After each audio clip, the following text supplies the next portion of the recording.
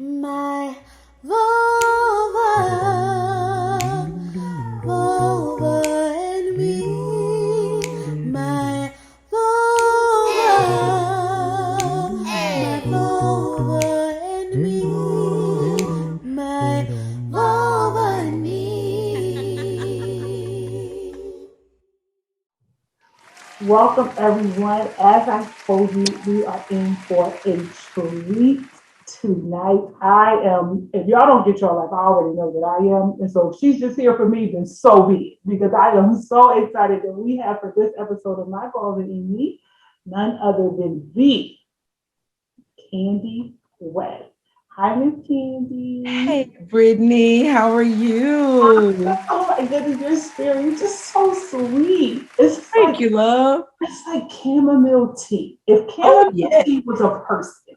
Oh, wow. I love that. I love that. But I've been on enough clubhouse stages with you to know that it's chamomile tea, but if a guy likes them every once in a while, I got a little shot or something. Oh, baby, listen, we can be strong if we need to be. Every now and then. And I'm just like, see what you don't do. And so why don't you, here on My Love in Me, as I told you, I love to give Black women their flowers, but there's something special about sitting and watching a Black woman tell the world themselves about how dope they really are. So let all of the My Love in Me watchers, listeners know who you are and why you are so amazing.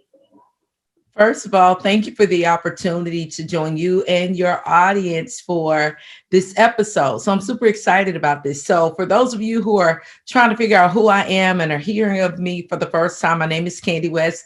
I am a native of Dallas, Texas. I currently reside in Huntsville, Alabama.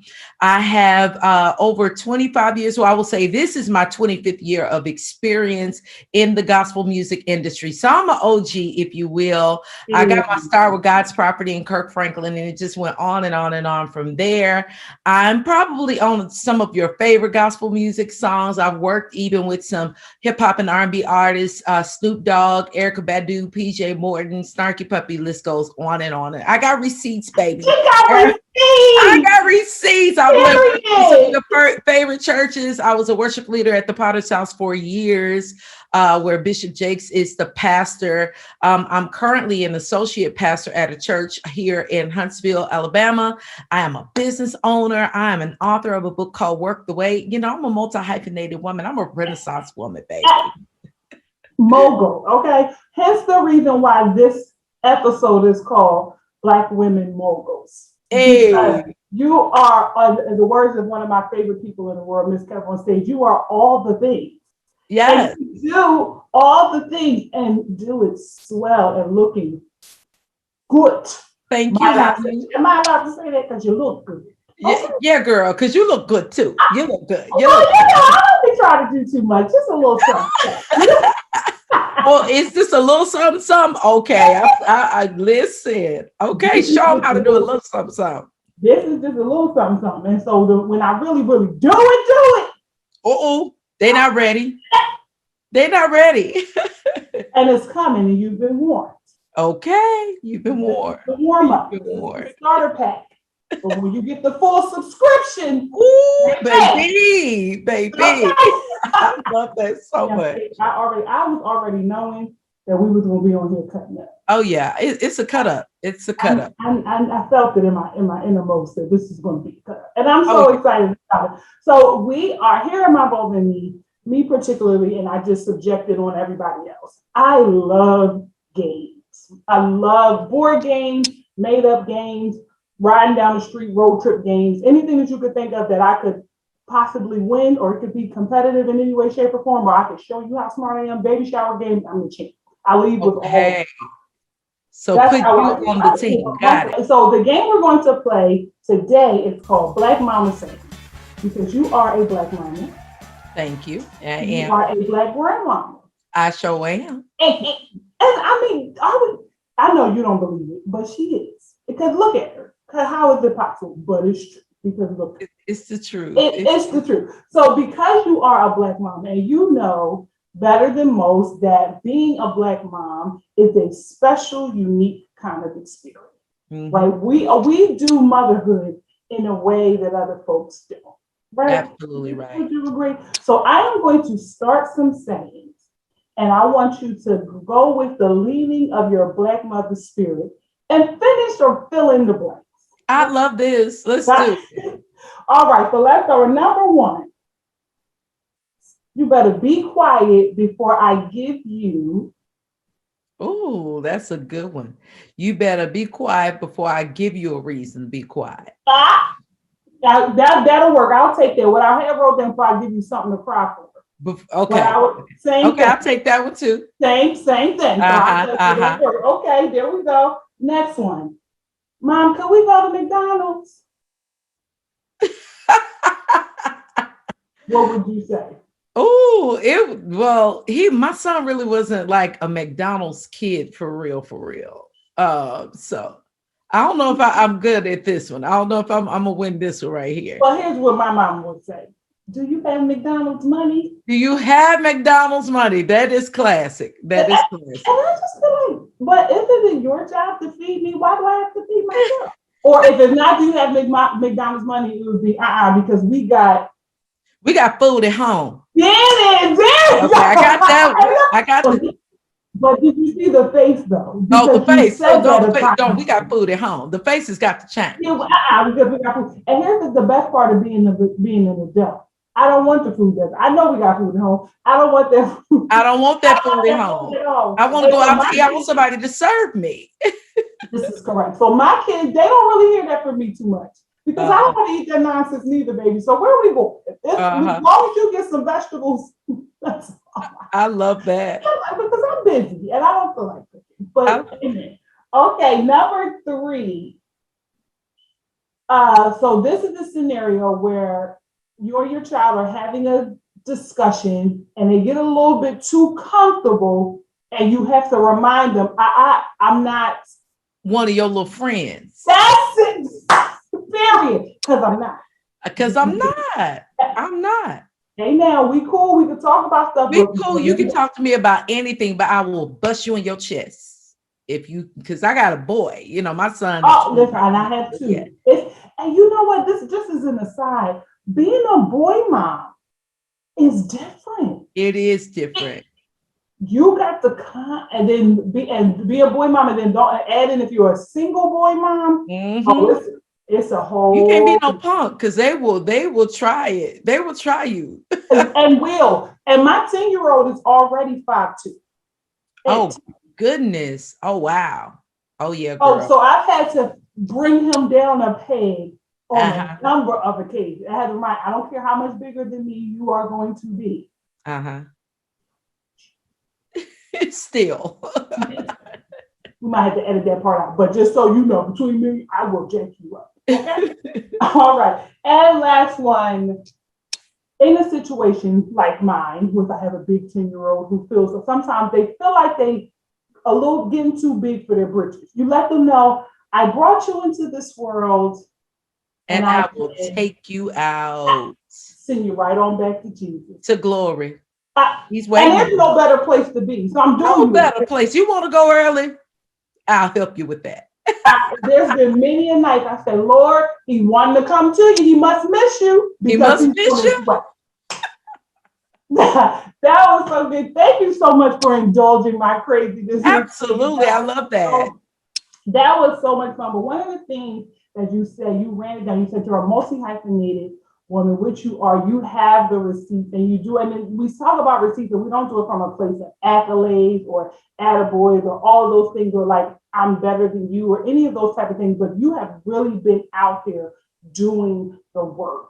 And on your page, on your Instagram page, and make sure you go follow the Kenzie West right now. If you haven't, clearly you've been living under a rock. But if you're now that you're aware, go ahead, check her out. But you say in your Instagram bio that your focus is all things kingdom. Yeah. And being multi-hyphenated, clearly you embody that. But for somebody who's like, what does that mean? Mm-hmm. What does it mean to be all things kingdom? All things kingdom. I am a worship leader. I'm a believer in Jesus Christ. I'm not just a American Christian. I am a part of the kingdom of God. I I am an ambassador for Christ. I'm an advocate for God, and I'm an advocate for all things kingdom. That's being saved, loving people, forgiveness, building people up, helping people to come into their God-given purpose, who God called them to be, whether it's me doing ministry, singing, leading, preaching, teaching, or serving. I am all things kingdom. And that's what that means. Like being a representative of the kingdom of God.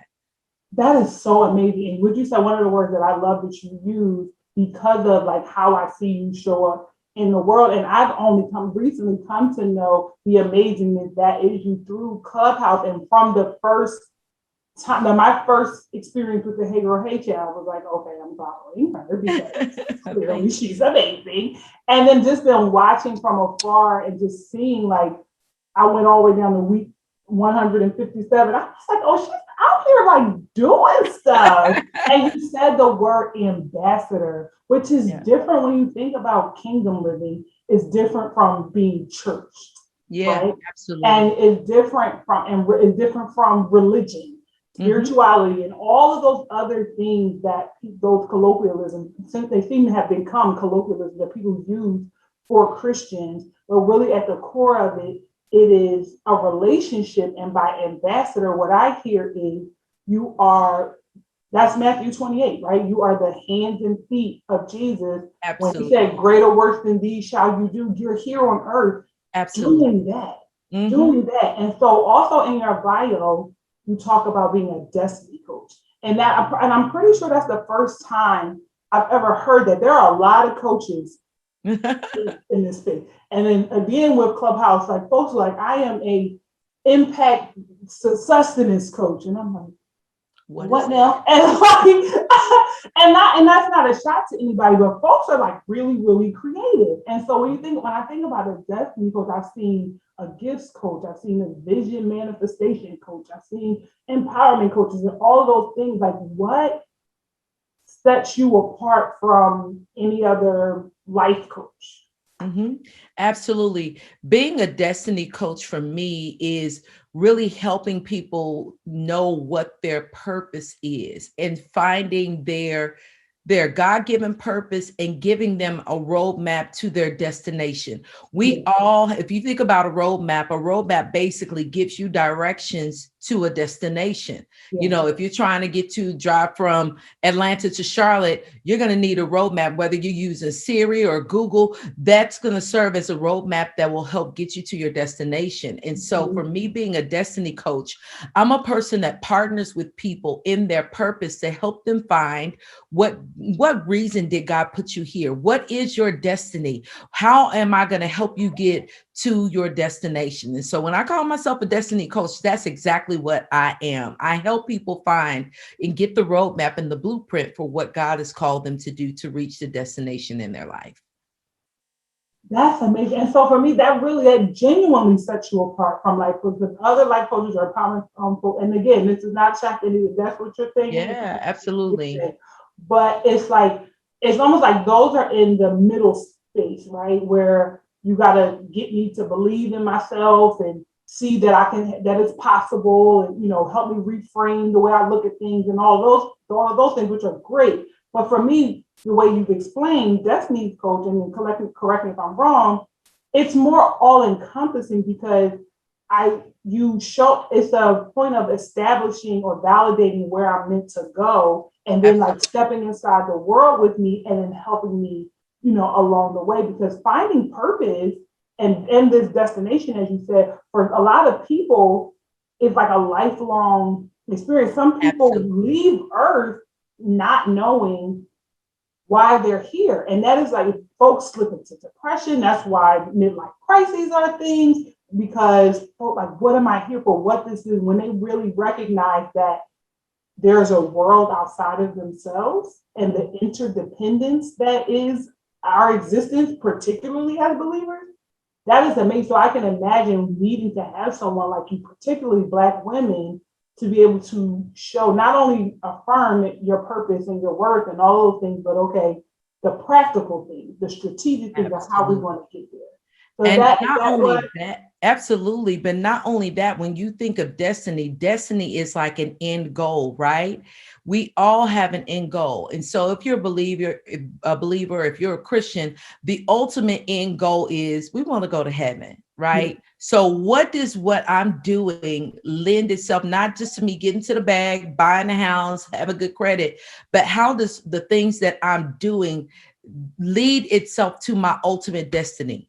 You know, how am I living a life of purpose that leads me to my own? Because the end goal is not just buying more houses and have a great credit. The real end goal is living a life that leads us to be able to see Jesus again. So that's destiny. That's the ultimate destiny. But there's a destination and a road to get to that. So we think that if I get the house, if I get the bag, I'm okay. No, but after you get the house, after you get the bag, what are you doing with your life? And how does your life serve the greater purpose that you're here? absolutely right, and that's that is what a kingdom mindset is. That is beyond All things kingdom. That is right. That is beyond what I do for my particular ministry, which is important. That is beyond what I do for my family, which is also important. But your role in God's meta narrative, when He sat down before the foundation of this earth and said, "This is what is going to happen in this world," where He cast you, it's important that you recognize that and live that out till we get to the well done, my good and that is so amazing. So then, how does, with all of that, how does then your book, Work the Wait, how does that factor into this process, if at all? Absolutely. It definitely does, because we all go through waiting seasons. And some area of our life at some point throughout the month, throughout the week, throughout the year, you're going to hit a waiting season. You're going to be praying about something, preparing for something, waiting for something to manifest.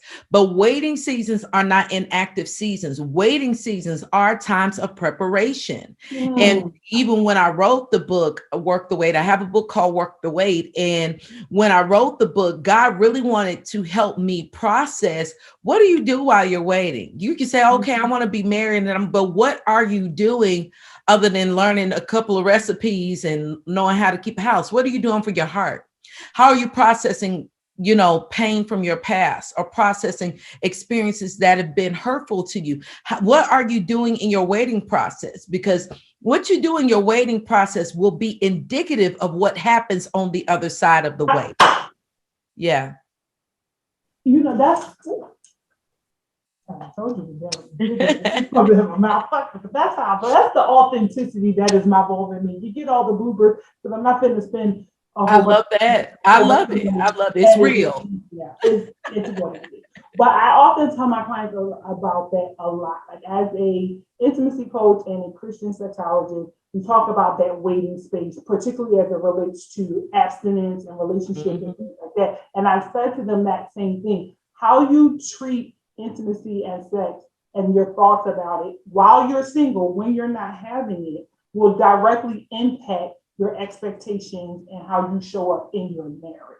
Absolutely. And people can't seem to wrap their head around that. But if you're idolizing sex now, you're going to do the same thing then.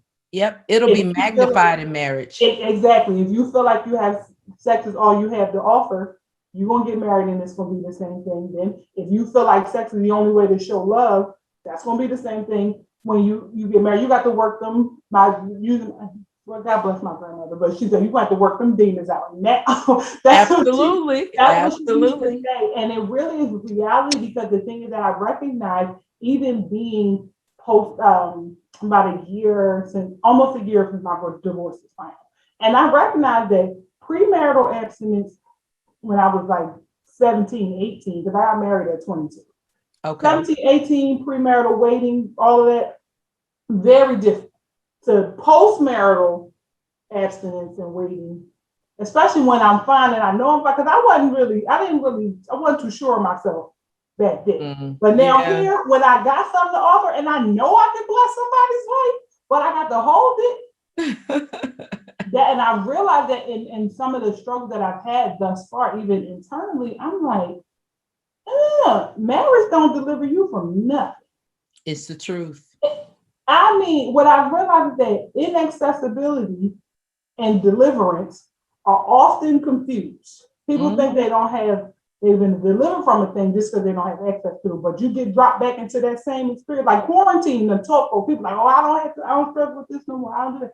No, this is because it's illegal for you to do that. But once it lifts, now we're gonna see how far you have come. But that is really good. You said the waiting is not a space of inactivity. Yeah. That is so. So what are some without? I mean, because y'all have to buy the book to really get all the meat of it. So go buy it right now. Go get the book. Go get it. But the Cliff Notes version of it, what nuggets can we glean from that we can apply right now today? Absolutely. Well, I think you will really have to look at what are you waiting on? You have to ask your question. If you feel like you're in a waiting season, be honest. What am I waiting on? And what can I be doing to prepare for it to come into my life? Because again, God is looking at what are you doing in your waiting season. So really look at what are you waiting on and what can you be doing to prepare for it? You know, if it's a relationship, what am I doing? You know, sometimes some coaches say, make a list of the things that you want in a mate or a spouse, or even list out some of the experiences that you want to have. What are some date ideas that you want to have? Go into it kind of prepared. So when it happens, you're like, oh, I don't know what to do. You know, talk to a relationship coach. What are you doing to prepare for a relationship? If it's a business and you're wait for the right time, then start researching now before you get the grant, before you get the money, before you get the resources. Start researching now. What can I be doing to prepare for this business to succeed? So you have to look at what are you waiting for and what you could be doing to prepare for it. Yeah, that's so, and I love that you gave the different options, because a lot of times folks hear wait and they'll really try to work the weight, and all of the, single Christians, all they think about is the abstinence journey. But there's so much more experiences, as you said, where we are having to wait for something, and your mindset and how you approach waiting for that business to jump on, waiting for that job to call you back, waiting for whatever lends itself to your sexual experience as well, but it's just it's not all that the wait is about. And that's also, just as an aside, folks, to understand that singleness is so much more than just not having sex or absolutely. I totally agree with you. Yeah. I totally agree with you. And conversely, marriage is so much more than getting to have sex, because when the orgasm is over, then what? What do y'all have after that? And he still ain't washed them dishes after the fourth time if you ask him to do it. Then what you gonna do? Then what? And you see them stains in them drawers. Then what? And his mom, he's still a mama's boy and all that. She keeps coming, you keep coming home and she's sitting on your couch. Jesus, please, please, Lord, please, please, please, please, don't do me that. Yeah. So what are you going to do after all of that? Yeah, absolutely. Because when you think about waiting and us not being able to do it, right? There's also then the opposite experience or the result of it is rushing. When you can't wait, you rush. And there have been, like, just in practical life, when you're rushing to get out of the house, you're rushing to catch a flight. Those are the moments where you forget something. You're going to forget something. Yep. And that oftentimes, in most cases, is a result of poor preparation. So everything that you're talking about right now, making that list, checking in, thinking about, even just taking a second to be mindful and have the thought of what would I like and what could I do, is the preparation keeps you from making rash decisions and then finding yourself in a place, in a business, with a loan, with a man, with a partner, whatever, that's just like, okay, let me hurry up and do this. Like, you've done good in online business and everybody's gassing you up. And so you, instead of planning it out, you went and go ahead and got a storefront. And now it's 3 months in and you're like, hate it. I want out. Yep. Right. And oh my goodness. And that really even makes me think about those folks who aren't going through that process that you laid out, and those who have made businesses out of stuff that should have stayed a hobby. Like, you just do this for fun. And making it a business is something completely different. Absolutely. And speaking of business, let's What's this here little number that you have? You like this? I love it. Oh, I'm here for the rest of this. Okay. Little number here. This is actually a piece called the She Shaggy cardigan from my boutique, Uptown Orchid. Tell us about Uptown Orchid. Why is, first of all, tell me about the name Uptown Orchid. Let's start there and then tell us what it is. Okay, absolutely. Well, I absolutely love orchids. Orchids are my favorite flower. What I love about orchids is that they're so diverse, they're so unique, they're so exotic, and there is no orchid that looks the same. You know, there are hundreds of different types of orchids. They come in an array of sizes and colors and uniqueness. And that's what, when I think about orchids, I think about women. I think about how unique and how different we are. And no one woman is the same, you know, no shape is the same, no type is the same. And so when I thought about my boutique and what I was going to name it, I was like, well, I wanted to name it something with orchid. And I'm a city girl. I love city living. And, you know, I love going uptown. When I lived in Dallas, there was an area called Uptown Village. That was one of our favorite places to go eat and hang out. And so I was like, you know what, I'm gonna give it kind of like a really cute upbeat name. So I thought Uptown Orchid would be a really cute name, and it just really works. Do y'all see how nothing that she does is by happenstance or just because? Do y'all see the thought and the intent and the love, honestly, that really goes into my hair sticking up. Oh, that's gonna bother me. I need to get it. Where is it? That really goes into everything that you do. And everything that you just explained about orchids and about women is literally why I reached out to you, because it is literally, so as I said in the email, the walking embodiment of what my Vulva in Me is. Wow. And I created my Vulva in Me for Buying About Black Women. I did it, season 1 aired in May, right? We were March, April, May. So 3 months into the pandemic. Mm-hmm. The world was acting crazy. We didn't know what we were going to do, what was happening.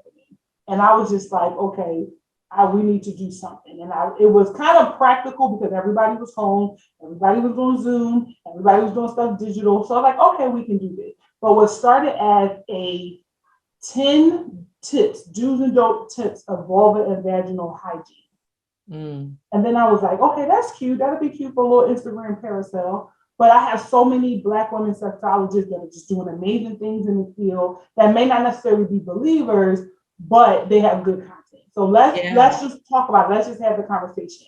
And then from there, it really was bigger than me. And here's the funny thing. This is how you're such a blessing that I don't even know if you really truly understand. One of the Hey Girl Hey that I was in, it was talking about purpose. Like, I don't think that was the subject of the night, but somehow we went into purpose. And then we all began to talk about like showing up every day looking like something. Oh yeah, I remember that one. Show up for yourself. And it was just like a fresh wind of commitment to my call. And quarantine had just got to be the best of me. And I just I'm over this. Homeschool is the devil. And then I'm in school too. And I was just like, I'm literally doing too much. But I'm like, I'm here. God's graced me to be in this space carrying all of these things. I need to not walk around in sackcloth and ashes. I need to stop lamenting. But what it did for me that next day, I didn't post it as heavy as we were supposed to, but that next day, I was like, I have a work to do. And I knew my Vulva in Me was big because the book had already been out. We were able to, actually one of the giveaway winners actually just emailed me the other day, and I was just like, so that was really cool. But I was just like, my Vulva in Me is big. And what I learned though, at one point, I started writing a book called Naked and Unashamed, and it just wasn't coming together. And so my Vulva in Me came in that space where I was just like, forget this. And my Vulva in Me came to be, the anthology came to be. But then after that session, I really was like feeling bad. Although my Vulva in Me was a good thing, I was like, it's one of those things where you know how like when you got a whole lot of work to do and then you start cleaning the house instead of doing this right here.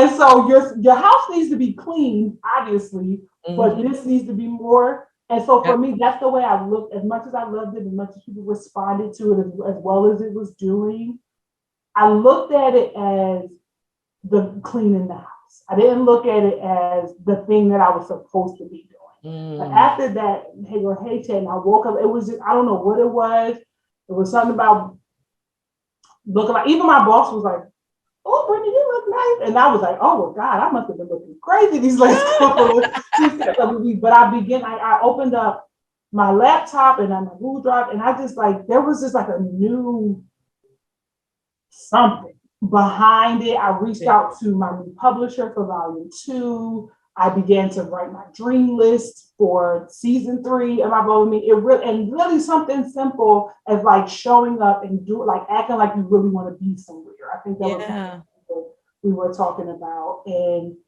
all the women just like, oh yeah, I'm gonna do it, or I'm gonna do it. Okay, and then it was just like the love and the accountability. And it was like, it wasn't purposed to like give me a new lease on life, but it did. So when you like, so that's my testimony as it relates to Hey Girl Hey. So let folks know, those who are familiar with Clubhouse or those who are on Clubhouse but have not joined, what is Hey Girl Hey? Why Hey Girl Hey? And what have you been able to accomplish since starting Hey Girl Hey? Absolutely. Hey Girl Hey actually took a life of its own. My business manager had been trying to encourage me to get on Clubhouse like in November 2020. I was just like, I just don't really want to join another app and have another responsibility. I got enough on my plate. And she was like, you really just need to get on and just join a couple of rooms and listen. I said, okay. So I would go in a room, and then next thing I know, I'm on the stage, and then I'm a moderator. So I was like, okay, this is not so bad. And she was like, you see, okay. So then she was like, so you want to do a room? I was like, okay, give me a week and I'll do a room. And so I said, I want to do a room geared towards women. I want to do something that's not church oriented, nothing about music or me being a singer or anything. I really want to do something just for women. We're going to talk about women stuff. We're going to have girl chat. It's going to be all the way live. It's going to be all the way real. And, where women of all walks of life can come together and just share their experiences and also give their testimonies of how they got through certain things. And so that's really what Hey Girl Hey is. That's what it's become, and it's evolving. And we do our chats now on Wednesday nights at 9 p.m. Central Standard Time, but we also have a Facebook group. So if you go to Facebook and you find Hey Girl Hey Live, you'll be able to, anybody can join, because there's still a lot of people that are not on Clubhouse, and so they don't get to join in the conversations. So we said, let's take the community online and let's do something where anybody can join the Facebook group and get updates and stuff like that. So, I'm really excited about it because it really is a safe space for women to come and where they can share their experiences, and we can feed off of each other. We uplift and encourage and empower each other. So that's what it's all about. That is awesome. And I just happened to just be in the Clubhouse hallway one day. If you're not on Clubhouse, it's just lingo. I can't explain it, but it's the hallway is what it is. I was in there and I saw the Hey Girl Hey chat coming out. I saw the description and had sex in there. And I was like, oh, clearly. He was like, oh yeah, this is my thing. This is where I need to be. But then I got in there and we weren't talking about sex that day. And I just was like on my phone, like, my kids, I'm like the whole, and I was like, and I can't, like I had, it's sporadic that I get the chance to get on because, homework and all the other things, but literally it's one of those things where just like, when I click it, it's because I'm supposed to hear something. And it's just like you said, it's not super churchy. It's not about, you singing and all that, because the thing is that it wasn't until I fell in love with you and then began to stalk you on Instagram that I found out that you even were a singer. So you have like mastered the art. Like, people pray before preaching, like decrease me so that you may increase. You have that down to a science, and like the Candy West, like your name do numbers, like you verified on Instagram, like you said, you have the receipts and all of that. But in that room, you're a vessel. In that room, it's ministry, but not in the shoving Jesus down your throat kind of way. And Black women love him some God. So it's going, amen, hallelujah, you say it, that's the word, all of that stuff is going to come out because it's in us. Yeah. But really, I've learned practical business tips. I've Yep. been able to sew into people. I've been sewn into. It's just like it's, and the thing is that it's not even one of those like viral type of crazy Yep. rooms where like the Yep. numbers aren't like as Clubhouse go like extremely large, but it's the impact. Mm-hmm. It is the impact and that is the consistency. Yep. Because like even just like I'm just encouraged like and low key convicted. I was like, no, look at this. Every they show up all the time, on time. The same people want to stay. And I was like, I just can't do it. I probably, Sex and Salvation needs to be a club, but I just feel like it's so much work. I don't feel like it. But what I found with Clubhouse though is that Clubhouse for me has become the space that I get to just glean from people. Those other things, like you said, I don't want to get on another app and all. Instagram, like I have to pour. Instagram, I have to get. Instagram, I'm like consumed with making my grid look pretty, posting more reels, posting at the right time, looking like something when I do it. Like now I'm like making sure I'm using this space is done. I done paid for this space. I'm gonna have to get 6 reels out of this space when this is I know that's right. to make it happen. But with Clubhouse, I get to just sit. Like, and when I get on stage, like I don't have to, I could just do and I could just be. And Hey Girl Hey is one of those places that says, just come, just be. Yeah. You can offer something, you don't have to, you can like it really is just amazing. So what because I wrote in your email that you are very vocal about being a grandma. But before you got to be a grandma, as we talked about before, you were a mother, you were a boy mom. Yep. How does your motherhood and then your grandmotherhood, particularly as a Black woman, impact your kingdom living? How you show up in the world, what you do, your sheer existence, like what does being a mother and a grandmother, what does that do for you? Absolutely. Well, for me, I have really been intentional to make sure as much as I pour into, church or as much as I pour out on social media and through Clubhouse and coaching and all of this, I take moments to pour into my son. We have conversations and I share with him and I empower him. I encourage him as a young man. He's 25. So, as a young Black man, I always make sure that the same thing that I'm willing to just pour into others, that he's one of the first beneficiaries of what God has put inside of me.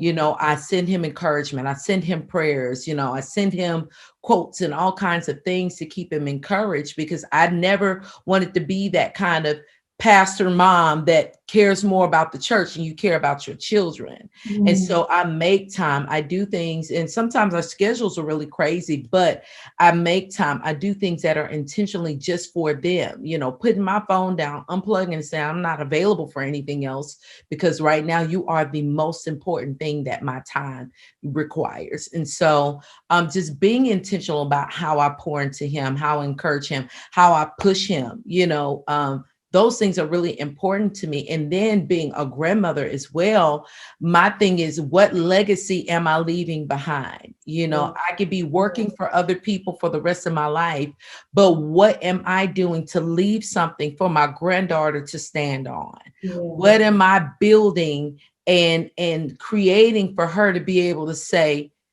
this is a treasure that my grandmother left me. This is something that my grandmother worked hard for to give me to live on and be able to take and run with. So, if she gets to a point in my business, my boutique business is still going and she wants to run it, she can have it. I'll turn it over to her, but just keep, creating things that I could turn over legacy. That's what's important for me, not just as a kingdom woman, but just a woman in general.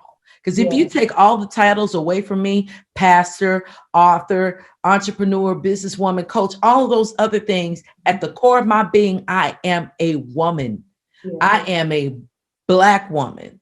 And not to say Black woman, but I'm a strong Black woman with purpose, but I'm also human. And so these are things that I've embraced. And I also teach my son and my spiritual children and those that are connected to me to embrace your humanity and your godliness as well. Yeah. Oh, so good.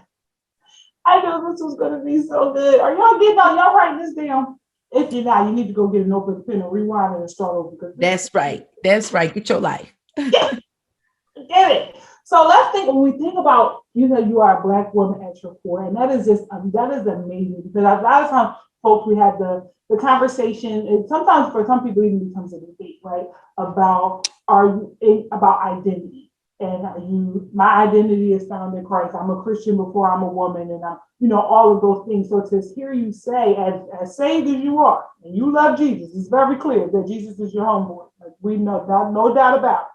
But to recognize your womanhood and your Black womanhood, and not as if that's some type of idolization or whatever. I've heard folks say, when you speak about identity and claim Black woman, or like we're all one in Christ, there's no color and all of those things, it really, for me, just like, we are all unique, we all got our own gifts. And I think that the uniqueness in the way we show up in the world was intentional. If God wanted us to all be the same, he would have made us all the same. And I say often that my identity as a Black woman, my identity as a Christian are on the same playing field, because I see Christ as a Black woman. I worship him as a Black woman. I depend on him when he says his grace is sufficient.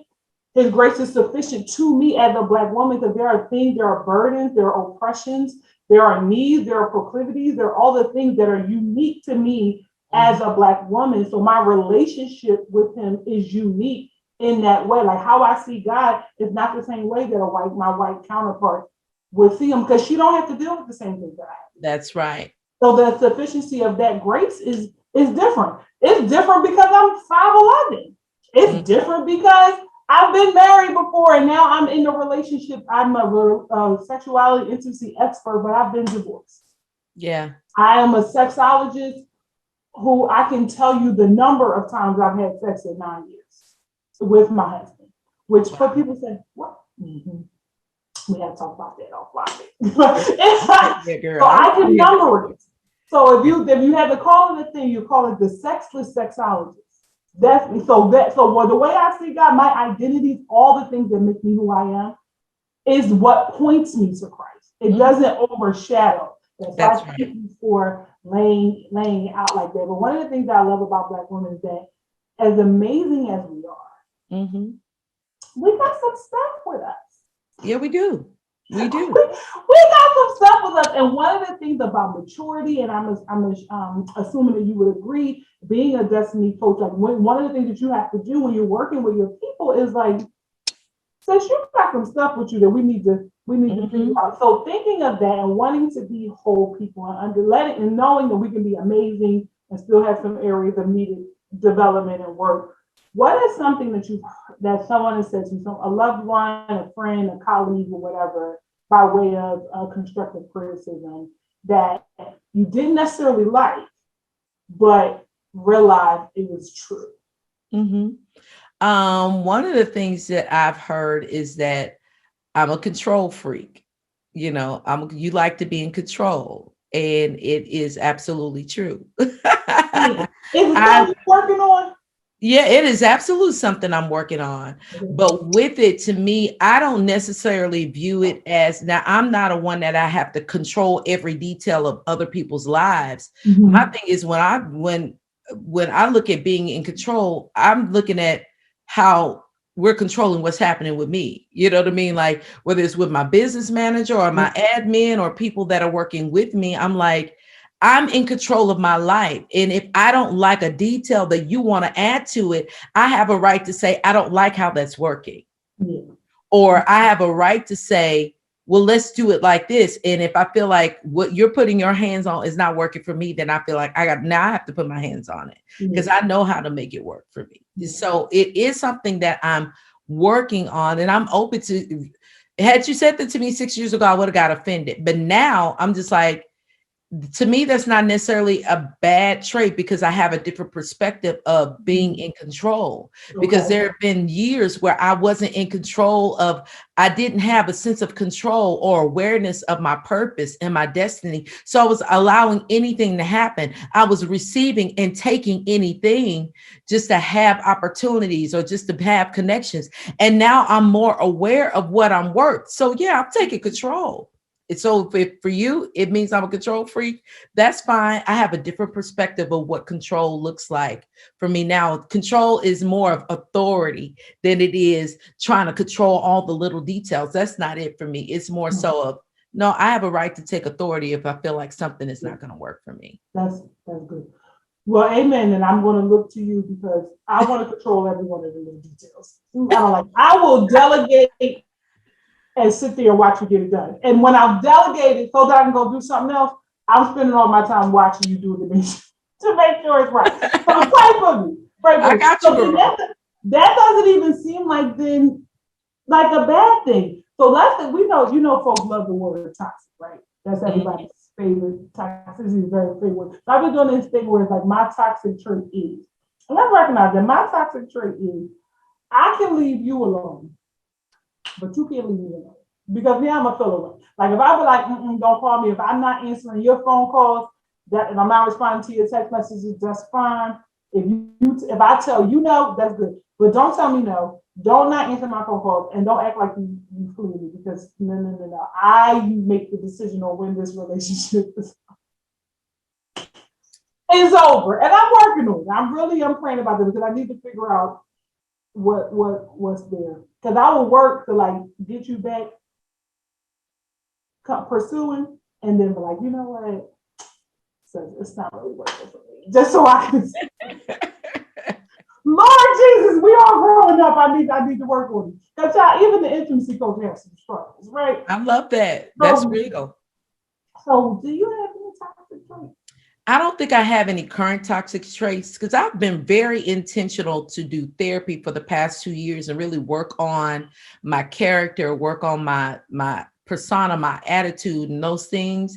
But I would say a toxic trait that I used to have was I would leave you before you left me. Like self-sabotage.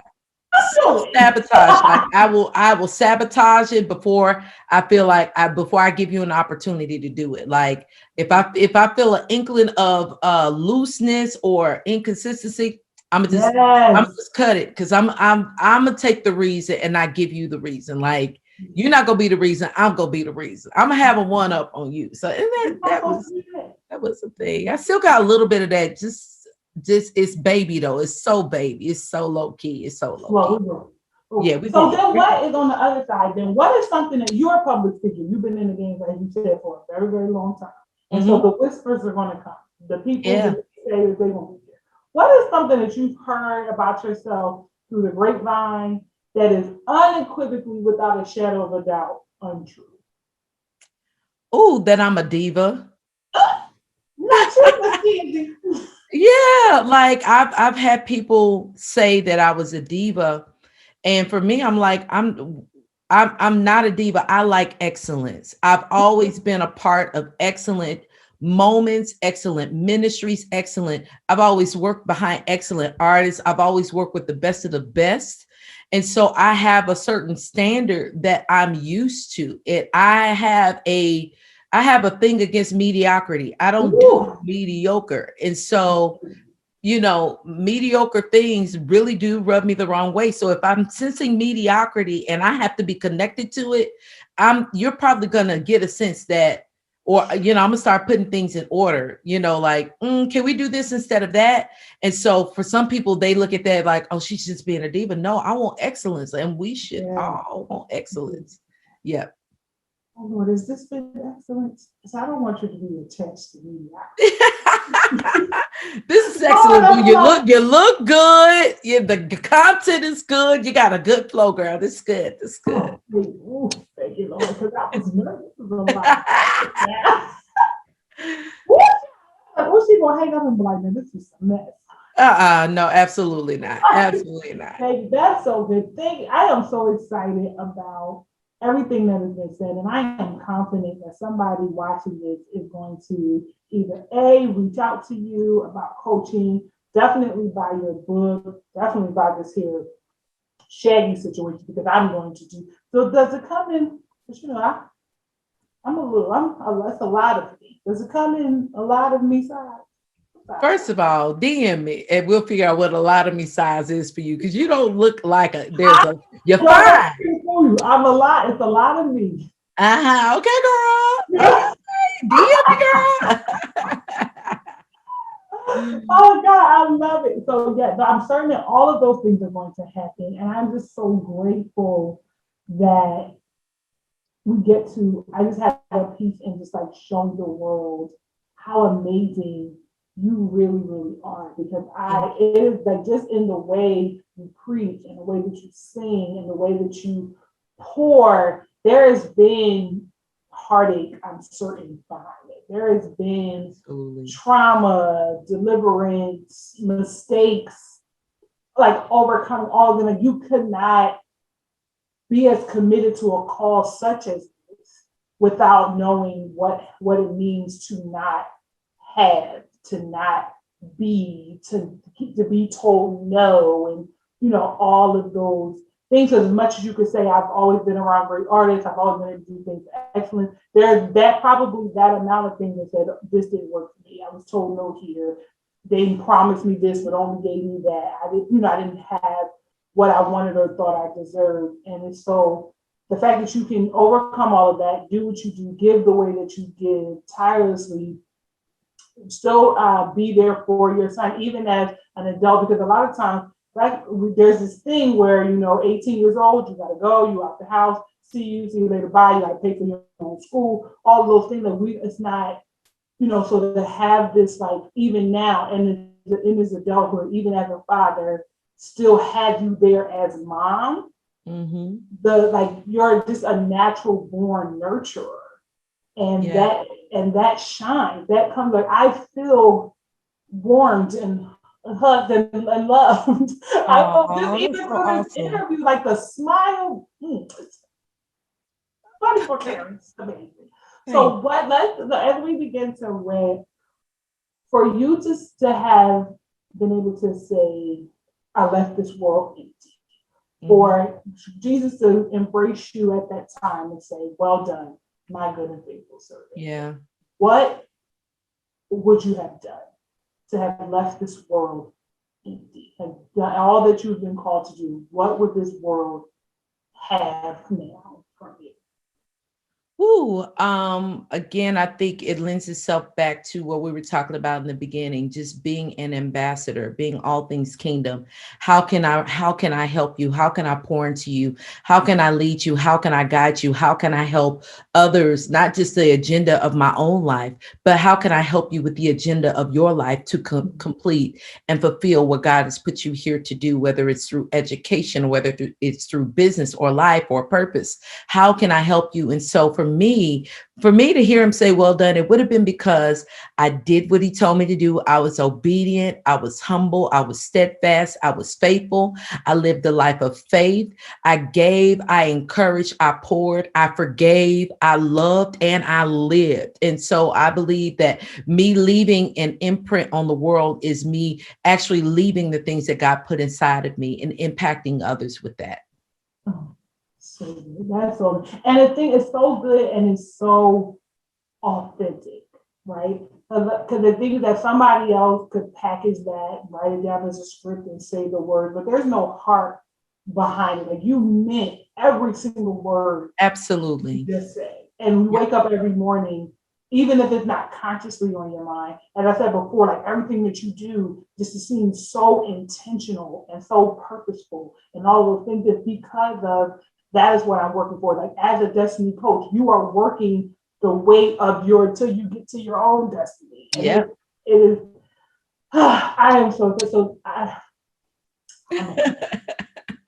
Thank you. So let's close with this. I want you to, and this is how we close every episode, answer for us two things. Number one, what does it mean for you to be a Black woman? And then let everybody know where they can reach you, where they can connect with you, how they can support whatever new or amazing thing that you have going on right now. Absolutely.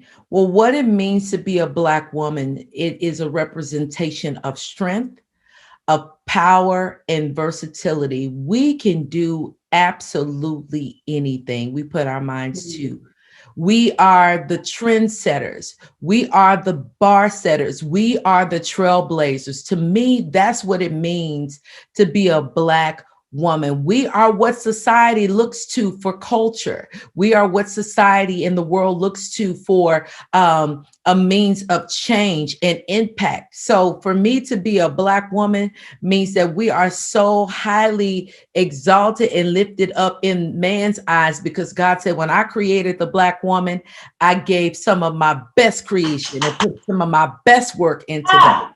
Yep. So that's what it means for me to be a Black woman. Woo, and very good. When he said, I saw that he had made and said it was very good. When he said, let there be, first of all, when he said, let there be, he had the Black woman in mind. Yep. Now, okay, all right.